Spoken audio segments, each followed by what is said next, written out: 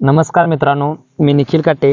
लोकसंवाद मराठीच्या कृषी कट्ट्यावरती सर्व प्रेक्षकांचं खरं तर स्वागत करतोय. आपण राजकीय घडामोडीनंतर आपण कृषी कट्टा या भागामध्ये खरं तर आपण उतरलेलो आहे आणि कृषी कट्ट्याच्या माध्यमातून संबंध महाराष्ट्रामध्ये असणारे शेतीचे व्हिडिओ आपण खरं तर शेतकऱ्यांपर्यंत पोहोचवण्याचं काम करतोय. परंतु कुठेतरी शेतकऱ्यामध्ये पण एक खंत अशी आपल्याला पाहायला मिळते की शेतकरी जे आपल्याला सखोल माहिती आहे ती कुठेतरी प्रामुख्यानं पोहोचवत असताना कुठेतरी थोडंसं कसरत करताना आपल्याला बघायला मिळते. परंतु अशाच पद्धतीनं सांगोला तालुक्यामध्ये एक अतिशय चांगल्या पद्धतीचा पेरूचा प्लॉट खरं तर आपण या ठिकाणी पाहतोय आणि या पेरूवरती आपण आज चर्चा करण्यासाठी या ठिकाणी आपण बसलेलो आहे. आणि हा पेरू नेमका कोणत्या जातीचा आहे, त्याची व्हरायटी जी आहे की कोणत्या पद्धतीची आहे, ह्याचं फळ कसं आहे, ह्याची मार्केटिंगची व्यवस्था कशा पद्धतीची आहे, तर ह्या सगळ्या जी काही गोष्टी आहेत तर आपण या व्हिडिओच्या माध्यमातून आपण सगळ्या गोष्टी जाणून घेणार आहे. तर आपण ह्या गोष्टी जाणून घेत असताना माझ्यासोबत आज आपल्या लोकसंवाद मराठीच्या कृषी कट्ट्यावरती समाधान मुंडे हे सांगोल्याचे खरं तर आहेत आणि संबंध सांगोला तालुक्यामध्ये हे पेरू जे आहे ह्या पेरू लागवडीच्या संदर्भात मार्गदर्शन ह्या सगळ्या गोष्टी प्रामुख्याने गेली सातत्याने एक 3 ते 4 वर्ष चांगल्या पद्धतीने सांगोला तालुक्यामध्ये सक्रियपणाने करतायत आणि त्यांच्याच अगदी मार्गदर्शनाखाली हा जो पेरू आहे या ठिकाणी डेव्हलप केलेला आहे. आणि हीच गोष्ट आपण खरं तर त्यांच्या माध्यमातून जाणून घेणार आहे की खरं तर आपल्या सांगोल्याचं डाळिंब जे होतं उद्ध्वस्त झालं आणि त्यानंतर कुठेतरी शेतकऱ्यांचा कल आपल्याला पेरू शेती असेल किंवा ऊस शेती असेल त्याचबरोबर फळभाज्या असतील याकडे वळताना दिसतोय. परंतु शेतकऱ्यांच्या काय चुका होत आहेत ह्याकडे तर शेतकऱ्यांनी चुका करू नये. त्याला मार्केट जर बघितलं तर वाढत्या लोकसंख्येमुळे चांगल्या पद्धतीने सुद्धा आहे. तर ह्या गोष्टी आपण त्यांच्याकडून जाणून घेऊया. नमस्कार. नमस्ते. प्रथमतः तुमची ओळख सांगा. मी समाधान रामभाऊ मुंडे. माझं शिक्षण BSc MBA झालेलं आहे आणि मी 2017ला पासआउट झाल्यानंतर मी ज्यावेळेस मार्केटिंग क्षेत्रामध्ये काम करत होतो तर ते काम करत असताना मला सांगोला तालुक्यातील काही शेतकऱ्यांचे असे कष्ट करण्याची प्रवृत्ती खूप आवडली गेली. आमच्या एरियापेक्षा खूप इकडले शेतकरी कष्ट करतात. तर मी सुरुवातीला 2017ला इथं आलो होतो त्यावेळेस पण इथले शेतकरी खूप कमी पाण्यामध्ये शेती करत होते. तर शेतकऱ्यांना काही नवीन काही गोष्टी आपण द्याव्या हे माझी प्रेरणा होती. तर मी कन्सल्टिंग करत गेलो. तेव्हा मी पेरूमध्ये पण आता ह्याच्यामध्ये तुम्ही ज्यावेळेस ह्याच्यामध्ये बदल घडवला त्यावेळेस प्रामुख्यानं तुम्ही सांगोल्यामध्ये 2017 पासून काम सुरू केले. सांगोल्यात 2017 पासून काम करत असताना तुम्ही म्हणजे 2 गोष्टीचा बदल या ठिकाणी पाहिलेला आहे. कारण कोरोनापासून सांगोल्याचं जे डाळिंब होतं ते खऱ्या अर्थानं मर रोग पिनहोड बोरनं उद्ध्वस्त झालं. मग ह्या दोन्हीतला बदल तुम्ही बघितलेला आहे पेरू आणि डाळिंब. तर ह्या दृष्टीनं तुम्ही पेरूची शेती का करावी किंवा पेरूवरतीच काम करावं का वाटलं तुम्हाला, कशामुळे? कारण डाळिंबमध्ये जर घेतलं तर डाळिंबमध्ये खर्च भरपूर होता आणि पुढे जाऊन मार्केटमध्ये पुढे जात असताना त्याला त्याला जर आला तर अख्खा प्लॉट जात होता. बरोबर. तर मग ह्याला डाळिंब शेतीपेक्षा पेरू शेतीला कमी रेटमध्ये म्हणजे कमी खर्च जातो आणि कमी खर्चात आणि लवकर येणार उत्पन्न आहे डाळिंबापेक्षा. म्हणून मी थोडं शेतकऱ्यांना ह्याच्यामध्ये प्रवृत्त केलेलं आहे आणि शेतकऱ्यांना ह्याच्याबद्दल मी कन्सल्टिंग करतो. तर त्याच्यामध्ये खूप असा शेतकऱ्यांना फायदा होत गेलेला आहे. तर पेरूमध्ये आपल्याकडे तसं जर बघितलं तर आपल्या सांगोला तालुक्यामध्ये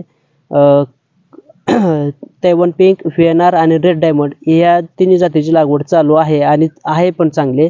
तर या सगळ्या जातीपेक्षा रेड डायमंड ही जात जी आहे ते 1 नंबर अशी जात आहे. आता जर हे आपण ज्या प्लॉटवर बसलेलो तर ही जात आहे ती रेड डायमंड. जे झाड आहे कुठल्या जातीचं झाड आहे? हे जे जात आहे ते रेड डायमंड पेरू. रेड डायमंड मार्केटमध्ये ह्या जातीला जपान रेड पेरू, रेड डायमंड पेरू, गुजरात रेड पेरू मार्केटिंग कुठे होते आणि SM रेड ह्या नावाने ओळखलं जात आहे. पण सगळ्यांचं नाव हे एकच आहे. ह्याचं मार्केट जे आहे ते आपलं प्रॉपरली पुणे, मुंबई, सांगली, हुबळी, कोल्हापूर व खाली केरळ एरियाकडे सगळीकडे मार्केट चांगल्या पद्धतीने चालतोय. पिंक तैवान पण सगळीकडेच मार्केट चालू आहे महाराष्ट्रात आणि इव्हन कुठल्याही चालू आहे. बरं, आता ही जी तुम्ही रेड डायमंड जी आहे आपण रेड डायमंड वरतीच आपण चर्चा करू. तर रेड डायमंड जी आहे ही लागण करताना कशा पद्धतीने करायला पाहिजे, किती फुटावरती करायला पाहिजे? रेड डायमंड लागण करताना तुम्ही 10x5 किंवा 10x6 ही लागवड अत्यंत योग्य पद्धत आहे. 10-5 वर्षी 10-5 किंवा 10x6. बरं. आणि हे लागवड करत असताना तुम्ही त्याला एक महिना त्याला तुम्ही खड्डे घेऊ शकता किंवा चारी मारून त्याचे निगा राखू शकता. त्याच्यामध्ये तुम्ही थोडंसं लिंबोळी paint, Tata company Jio green किंवा थोडं तुमच्याकडे असलेला पालापाचोळा वगैरे टाकून तुम्ही ते खड्डा बुजून घ्यायचा आणि नंतर तो एक 8 दिवस त्याला पाणी देऊन तो तसंच ठेवायचा बरं. आणि 8 दिवसांनी मग ते आपण रोप आता लागवड बऱ्याच करायचं. लोकांची शंका आहे की पेरूच्या मध्ये रोगाचा जो प्रादुर्भाव म्हणजे जमिनीतला जो आहे, म्हणजे त्याला आपण निमेटोड जो म्हणतोय तो नेमका कशा पद्धतीचा आहे, काय आहे? पेरू ह्या जाती, पेरू ही फॅमिली जी आहे तर त्याच्यामध्ये सगळ्याच जातीमध्ये पेरूला निमॅटोड येतोच, परंतु तो जो निमॅटोड आहे तो काय असा डायरेक्टली रोपामध्ये नसतोच. प्रामुख्याने सांगायचा रोपामध्ये नसतो तो, त्याचा संपर्क जमिनीशी आल्यानंतर चालू होतो. पण नेमॅटोडची काळजी हे फक्त आमुष्य पौर्णिमेमध्ये होऊ शकते. बरं, आता नेमॅटोड जे आहे तुम्ही म्हणताय तो, हम्म. मग ह्याची दक्षता घेताना मग जमिनीची निवड वगैरे करावं लागते का, म्हणजे नेमॅटोड येऊ नये म्हणून?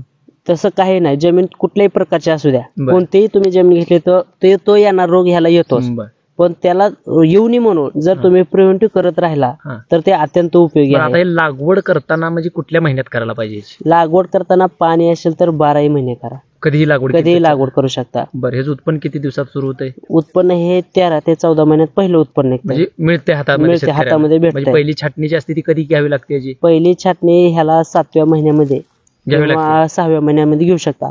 पण मी जे तुम्हाला 7-6 महिने सांगतो ते पण शेतकऱ्यांवर असतं. काही शेतकरी हे जर चांगली वाढ झाली तर 5व्या महिन्यात सुद्धा घेऊ शकतात, बरं. आणि जर काही शेतकऱ्यांना नाहीच वाढ चांगली झाली तर शेतकऱ्यांच्या जमिनीवर आणि ते कशी निगा राखतात त्याच्यावर राहणार आहे. बरं. त्यासाठी तुम्हाला 7-8 महिन्याची छाटणी पहिली होणार बरं. आणि तिथून 4 महिन्यात पहिलं उत्पन्न निघते. बरं, आता सर्वसाधारणपणे जर आपण बघितलं तर ह्याच्यामध्ये जर आपण झाड लावायचं म्हटलं तर एक झाड सरासरी उत्पन्न किती देतं आपल्याला 1 वर्षामध्ये? 1 वर्षामध्ये एक जर झाड आपण सरासरी घेतलं तर आता आम्ही ह्या बागेचं आम्ही कॅल्क्युलेशन केलेलं होतं. 780 झाडं होती. 780 झाडामध्ये आत्तापर्यंत म्हणजे 11 महिन्यात पहिला तोडा घेतला होता. 11 म्हणजे 4-5 तोडे होऊन यांचं 8 टन उत्पन्न झालंय. बरं. 780 झाडामध्ये 8 टन उत्पन्न झालंय. बरं. तर आणखीन ह्याने 15,000 फर्म लावलेला आहे. तेवढं म्हणजे उत्पन्न ते उत्पन्न घेऊन ते 8 उत्पन्न- टनाचं घेऊन परत लावलेत? परत 15,000 फर्म लावलेला आहे. बरं. हा, तरी आणखीन ह्यांचं नाही म्हणलं तरी टोटल एक 10 ते 12 टन सफिशियंट. म्हणजे 20 टन एवढ्या झाडामध्ये निघू शकते? 1 वर्षाला पहिल्या वर्षी तुम्हाला 10-12 टन बाज झाला. बरं बरं. हा. आणि हे जर जास्त 20 टन जे तुम्ही वगैरे म्हणता ना ते तुम्हाला पुढच्या वर्षी म्हणजे 2-3 वर्षी तुम्हाला 20 फुटांना पण सहज माल जातो बरं. व झाडाच्या वाढीनुसार होऊन मग जातो. पिंक तैवान ही व्हरायटी चॉईस करायला पाहिजे की शेतकऱ्यांनी का रेड डायमंड कडे वळायला पाहिजे? आता मार्केटमध्ये जर घेतला आपण तर तैवान पिंक आणि रेड डायमंड ह्याच्यामध्ये चव महत्वाची आहे. बरं. तर तैवान पिंक हे थोडंसं खोबर खाल्ल्यानं लागतं आणि रेड डायमंड 1 नंबर साखरेसारखं गोड लागतं. तर मार्केटमध्ये कस्टमर ज्यावेळेस असतो तो फळाची चव बघून मार्केटमध्ये फळ घेतलं जातं.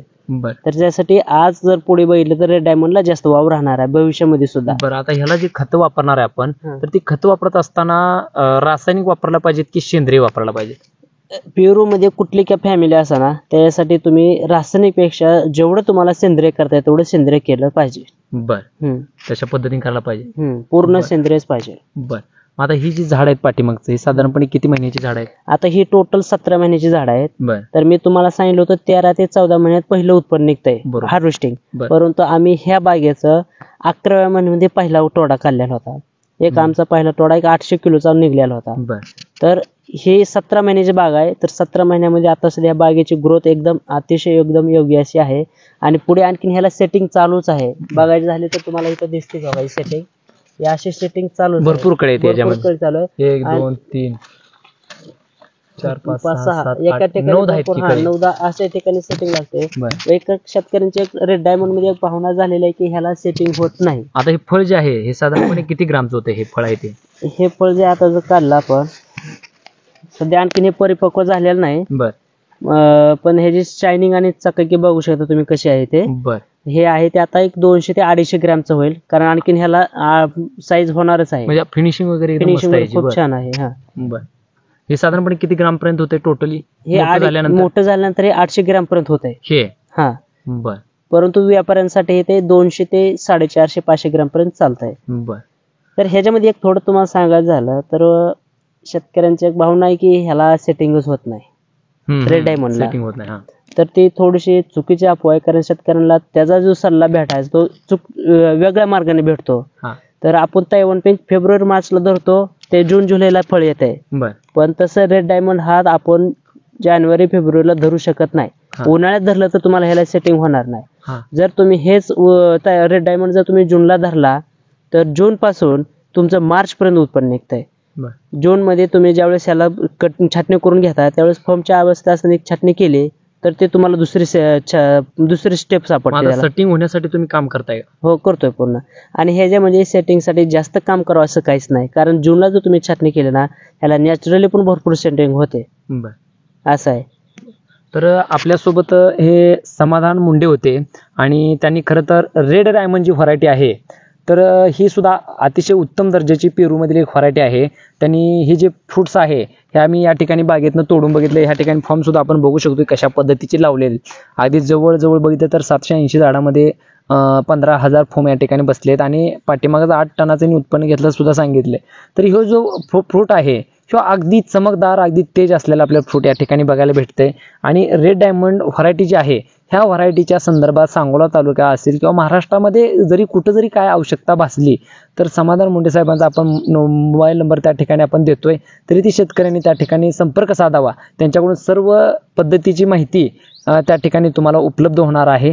धन्यवाद.